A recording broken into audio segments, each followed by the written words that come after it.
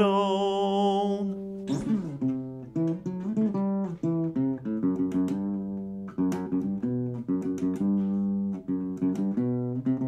Salut William, Salut Vincent. ça va bien? Ben oui, toi? Merci, oui, ça va bien. Fait qu'on se part un podcast. On se part un podcast sur les Simpsons.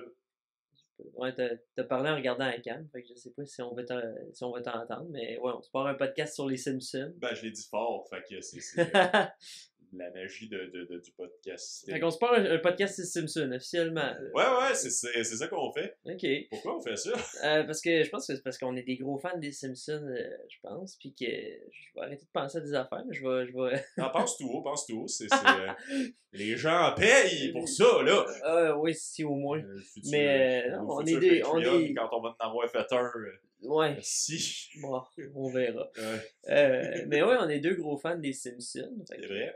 Ça nous a suivi un peu toute notre vie. Puis je pense que la plupart des gens aussi, je pense que ça a marqué l'imaginaire populaire. Tu sais, autant aux États-Unis qu'au Québec, là, vu que nous autres, on a comme le doublage québécois. Je pense que ça nous a... Le meilleur doublage. Le meilleur si doublage. je puis me permettre. Je veux pas qu'on embarque là-dedans directement. Là. Ah, c'est juste le petit épisode de présentation. Fait qu'on peut se présenter nous autres bien rapidement. Là, C'est vrai. C'est vrai. Je te lançais la POC, fait que ça a tout te présenter. Alright.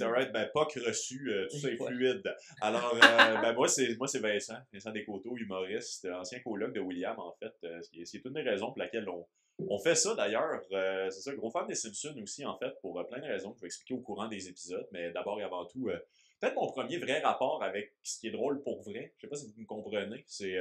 Bon, revenez là-dessus à me donner, c'est sûr et certain, mais dis-moi, Simpson, j'ai découvert ça sur TQS en même temps que Pokémon, parce qu'il y a eu un temps où il y avait Pokémon et les Simpsons. Puis j'étais vraiment dans l'âge d'aimer Pokémon, mais de pouvoir écouter ça back-à-back la même journée, ça me faisait réaliser qu'il y avait drôle et il y avait drôle pour vrai, genre, sans offense, Pokémon. Mais ouais, ça m'a suivi longtemps, je pense que ça me définit en tant que personne, puis aussi... je sais pas si tu te souviens, quand on a commencé à habiter ensemble, on était supposé faire un marathon des Simpsons en même temps que de commencer l'école de l'humour, jusqu'à ce qu'on réalise que regarder tous les Simpsons, c'était en tout et partout, 11 jours, sans manger, sans dormir, sans rien faire, fait qu'on n'avait pas le temps. Mais là, on l'a. Ouais. Parce qu'on fait ça presque, en théorie, en fin de pandémie. Mais... Tu viens de jinxer un paquet d'affaires. ça fait 9 mois que je touche du bois puis ça servait à rien. Ah. J'arrête de prendre des chances. On va finir par se rendre compte que c'est pas j'ai les doigts pleins d'échardes à force de toucher du bois. Oh là! Mais oui, mais moi, tout ce que je me souviens des Simpsons à TQS, c'est l'annonce, parce que ça présentait les Simpsons, puis c'est le Mike Quimby qui pointait à la télé, manquez pas ça. Moi, c'est William Bernanke. Apparemment, comme vous l'avez sûrement appris il y a quelques secondes, ancien coloc de Vincent. Yeah. Énorme fan des Simpsons. Je dirais que je suis une encyclopédie vivante de ce qui est Simpsons. C'est vrai. Oui, je suis prêt à parier que je suis dans les très haut placés niveau connaisseur de Simpsons. C'est ça. Moi, je vais vous laisser me découvrir au fil du podcast. Là, je vais arrêter de prendre du temps. C'est juste un petit épisode d'introduction. Mais fait que quand vous allez écouter ça, on va avoir 3 autres épisodes de disponibles. Qu'est-ce qu'on va parler dans les prochains épisodes? Mais ça, fait qu'en gros, nous autres, comment on va faire ça? En gros, c'est... on va y aller saison par saison avec quelques épisodes spéciaux. Fait que le premier épisode, en fait, la première saison à laquelle on s'attaque, c'est la saison 5. Exactement. Tu disais que ce serait peut-être une bonne affaire de commencer avec une saison qui est universellement considérée comme bonne. En même temps, ostinez-nous dans les commentaires si vous détestez la saison 5. Pour bien balancer, on peut suivre avec la pire. Oui, possiblement aussi. La 29, il paraît. Hey, c'est drôle, un peu, j'ai lu dans The Guardian ce matin. On a écouté 14 heures de nouveaux Simpsons pour que vous n'ayez pas à le faire.